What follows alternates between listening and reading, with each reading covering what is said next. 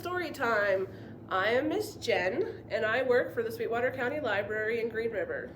Today we're going to read stories about Pinkalicious and Peterrific. The first book I'm going to read today is the original Pinkalicious. It is written by Victoria Can and Elizabeth Can. They are sisters. The first two books in this series, Elizabeth helped. After that, it was just Victoria, and she also illustrates all of her books. By looking at this book, can you guess what Pinkalicious' favorite color is? Pink.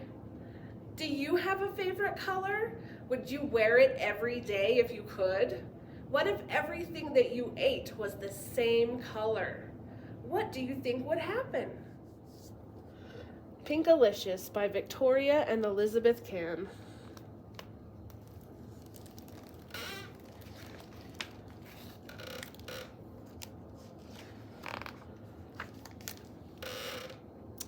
It was a rainy day, too wet to go outside. Mommy said, "Let's make cupcakes. What color do you want?" "Pink," I said. "Pink, pink, pink."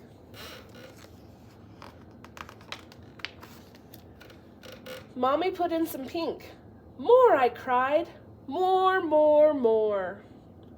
I gobbled up a couple of cupcakes while Mommy and I frosted them. They were so yummy. They were Pinkalicious. I offered one to Peter, my little brother, but he was very picky and did not want to eat his, so I ate it.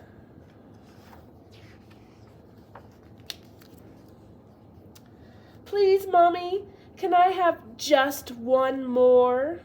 I begged when I woke up from my nap. "You get what you get, and you don't get upset," she said.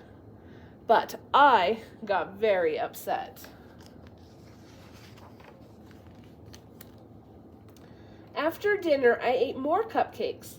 Then I refused to go to bed. "Just one more pink cupcake, and then I'll go to sleep," I promised. Daddy waved a tired finger at me. "You have had enough."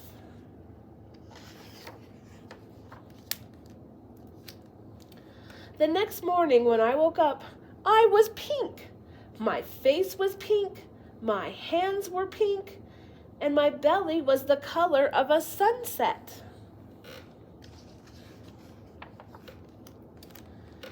Daddy had thought I'd played with markers, so he gave me a bath. The pink did not come off.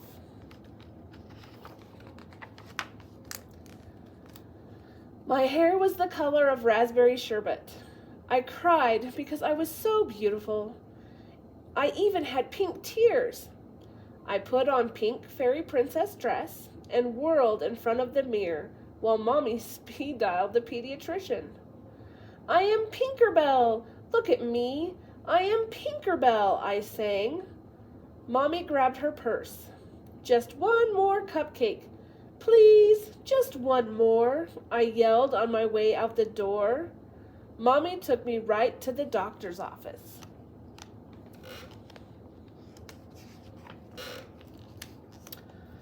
Dr. Wink looked at me and said, "You have a very rare and acute case of pinkatitis."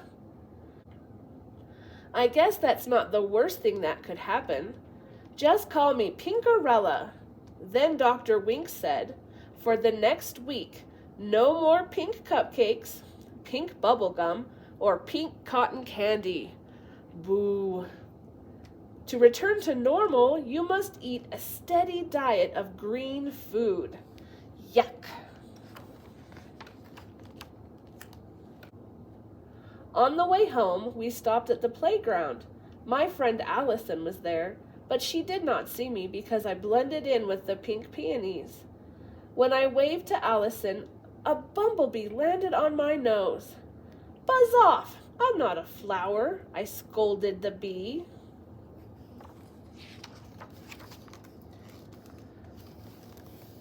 Soon I was surrounded by bees, butterflies, and birds. "Mommy," I cried, "please take me home."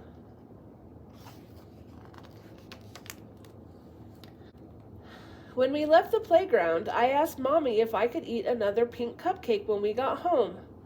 "Don't you remember what the doctor told you?" she said. "No more cupcakes." Peter tugged at my pink tails. "I wish I were pink like you," he said. He was green with envy. That night, I pretended to eat my dinner of mushy, dark green vegetables.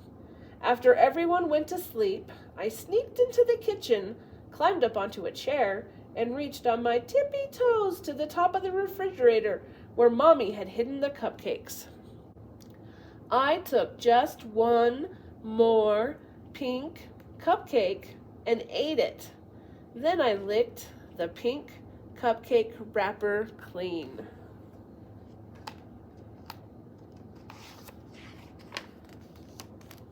When I woke up in the morning, I felt different. I ran to the mirror and peered at my reflection. I was a deeper pink than I had ever seen. In fact, I was no longer pink. I was red. "Oh no, not red," I screamed. "I don't want to be red. I should not have eaten that pink cupcake last night. I want to be myself again." I knew what I had to do. I opened the fridge, held my nose, and squeezed a bottle of icky green relish onto my tongue. I ate pickles and spinach, olives and okra. I choked down artichokes, gagged on grapes, and burped up Brussels sprouts. The next thing I know, my arms tickled, my ears tingled, and my feet twitched. I was no longer red. I was no longer pink. I was me, and I was beautiful. "So what happened to the rest of the cupcakes, Pinkalicious?" Daddy asked. Just then, Peter ran in and yelled, "Pink-a-boo!" The end. And now we're going to read Peterrific. Peter is Pinkalicious's little brother. He loves to build things, especially towers. Do you like to build with blocks? I bet you and Peter could have lots of fun. Peterrific by Victoria Can.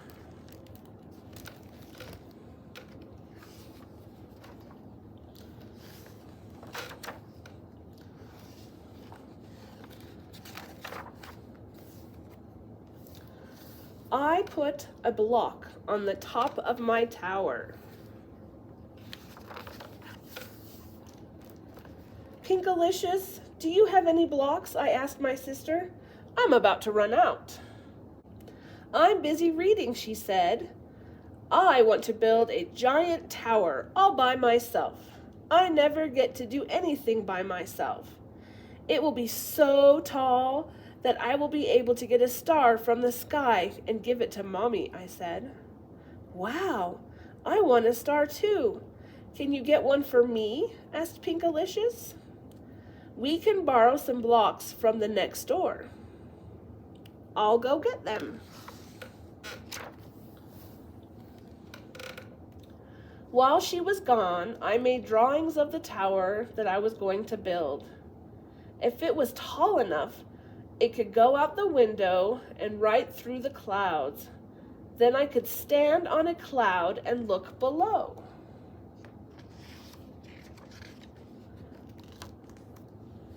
"Here are some more blocks.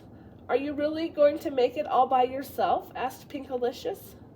"Yes," I said, and I got to work. The tower got taller. I used tape, rope, and glue to hold it all together. Look how big it's getting. "I need more blocks," I said. "Okay, I will ask the other neighbors if they have any," said Pinkalicious. I used whatever I could find, including furniture. My tower got bigger and bigger.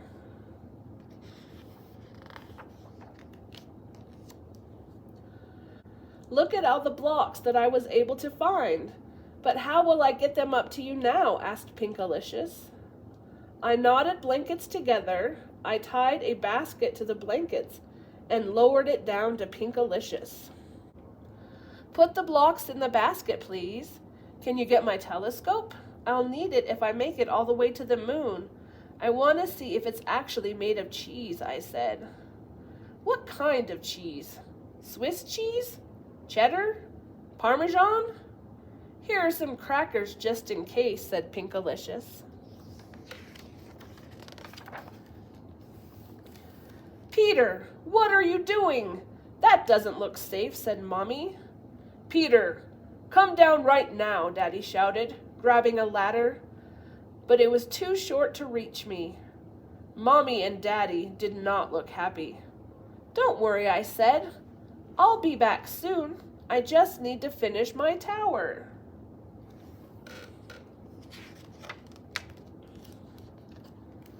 When I finished my tower, I looked down. Everything looked small, but the sky looked big and bright. I felt like I could see the whole universe. I liked it here. I was way up high. I couldn't hear Mommy and Daddy anymore. I didn't have any chores in my tower. No one could tell me what to do. It was nice not having to share my toys, and I had built the tower all by myself. I knew I could do it. My tower was perfect. You guys see how small everything is down here and how tall the tower is?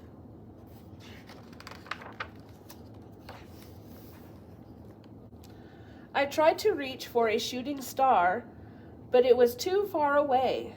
I had forgotten to bring my net to catch it. I looked through my telescope. Pinkalicious, the moon is not made out of cheese, I yelled with excitement. And then I remembered that I was alone. It was dark and I was cold. I ate the crackers that Pinkalicious had given me. I realized my perfect tower had a problem. There was no way for me to get down.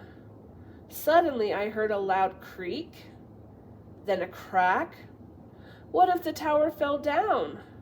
I was getting sleepy. I will figure it out tomorrow. I wrapped a blanket around me. I'm not going to cry, I said to myself, wiping away a little drop of liquid from the corner of my eye. In the morning, I could feel the tower swaying back and forth. Uh-oh, I was going to fall down. Won't you give me a ride, Mr. Bird? I asked a bird flying by. The bird kept flying. I needed an idea. I know, I said to myself. I can tie the blankets together and make a great big parachute. Luckily, I was an expert knot tier. After I tied the blankets together, I took some rope off the tower and tied it to the blankets, and then to me. I used the basket as my helmet. I needed to be very brave. What would Pinkalicious do if she were here, I wondered. I took a big breath, closed my eyes. Think pink, I said, and jumped. I floated down through the sky, somersaulting through the clouds.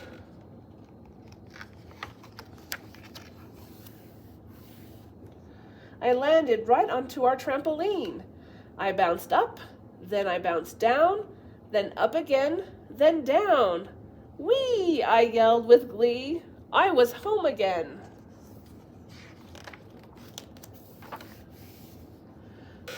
Crash! The tower fell to the ground. Luckily, no one was hurt. Mommy and Daddy, I said, I'm sorry. I promise not to build anything ever again. What? You were a good builder. In fact, you should build it again, said Daddy. Really? I said happily.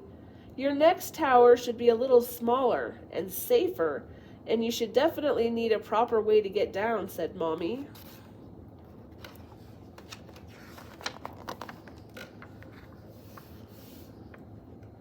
I'll build a new tower, and it will have an elevator powered by the wind as the way to get up to the top and a slide as the way to get down, I said. This time Pinkalicious is coming with me, and together we're going to catch a shooting star. I can't wait, Peter. You are the best brother in the world. In fact, you are Peterrific, said Pinkalicious. The end. Now we're going to read all about Goldalicious. Goldalicious is all about Pinkalicious's imaginary friend. Can you guess what she is? Can you see her? Or is only Pinkalicious allowed to see her? Do you have an imaginary friend? Someone special you like to play with? Join me and we'll see how this story goes. Goldalicious by Victoria Kahn.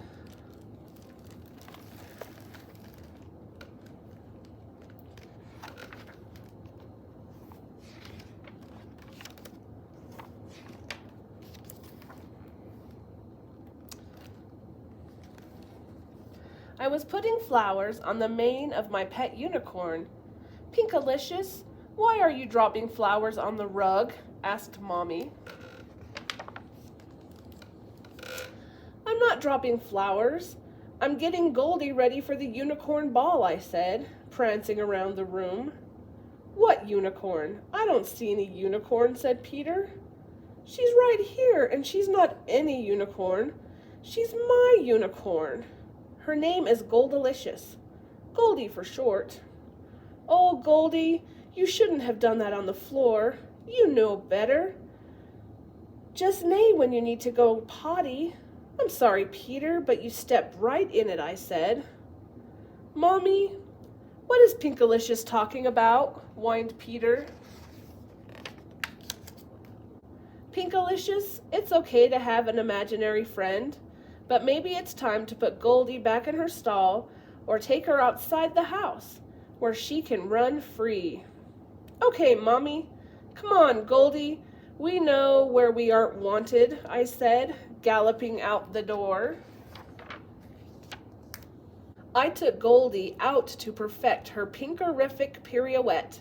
Goldie is very graceful and has a wonderful sense of balance. We are thinking of joining the majestic Magneta Ballet, but there are only a few extremely special and unique people who can see Goldie, namely me.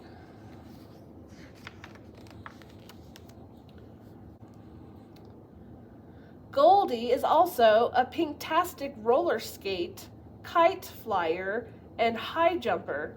She is very fast. I can never keep up with her. Goldie, wait for me. Goldie, where are you? She loves to play hide and seek, but she is too quick for me. As soon as I spot her, she's gone. Can you guys see her? There she is.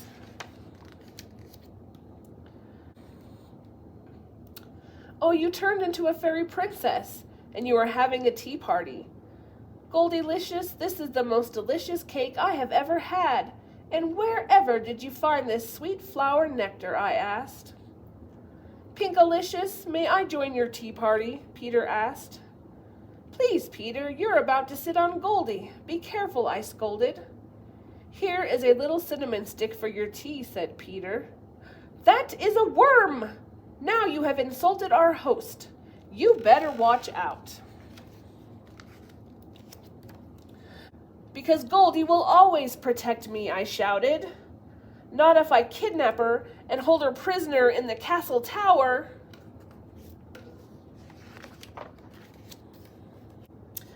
Beware, fair sister, or your golden pet will become broth for my magical cauldron, Peter yelled from the treehouse. Don't worry, Goldie, I will rescue you from the wandering wizard, I said. Pinkalicious, you must gaze into this crystal ball as I cast a spell, Peter chanted as he threw the ball over the treehouse. Abracadabra, abracadin, wizard out, pirate in. Ahoy, matey! Goldalicious will never become your treasure. I will make you walk the plank. I suddenly realized that Goldalicious was nowhere to be seen. Hey, Peter, where did she go?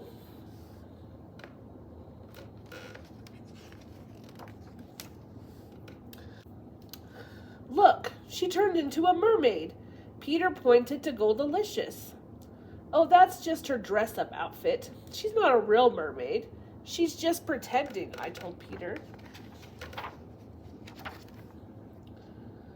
Wow, not only can she float on water, she can float in air. Goldalicious is flying, said Peter. Come back, I screamed. Will she come back tomorrow? I'm going to find my lasso so I can catch her in the morning when I wake up, said Peter. That's if you can find her, I yelled as Peter ran off. Goldie, where did you go?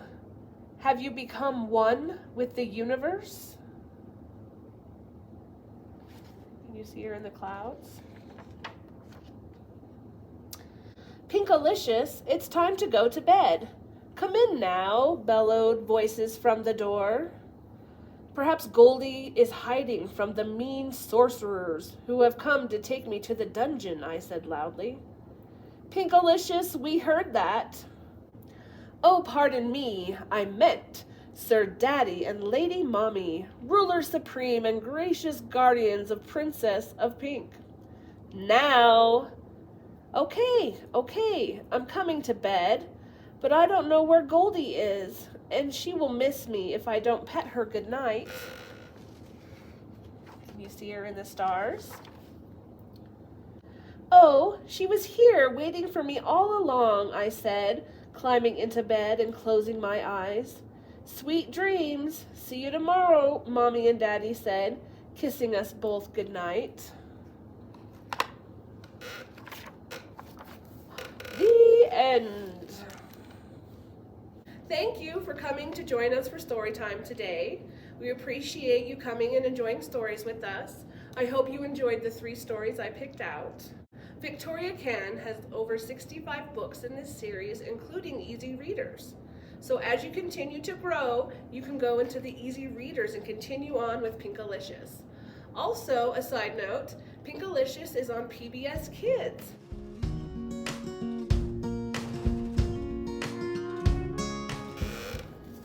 So this is what it looks like when you get it in the bag. So you will color your stars first. That's the easy part, and you can design it to be whatever you want. And then I tied my ribbons, folded them in half and tied a knot. And then I taped it to one star. So I put the ribbon down first, and then I put my straw. Oops. So I tied the ribbon and then taped it on. And then the last step is to glue around the edge and then put the other half of your star on top. So it'll make it like a little pocket, but then you won't be able to see the inside.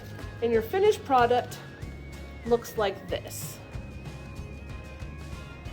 So you guys have fun and get creative with your little wands. Thank you.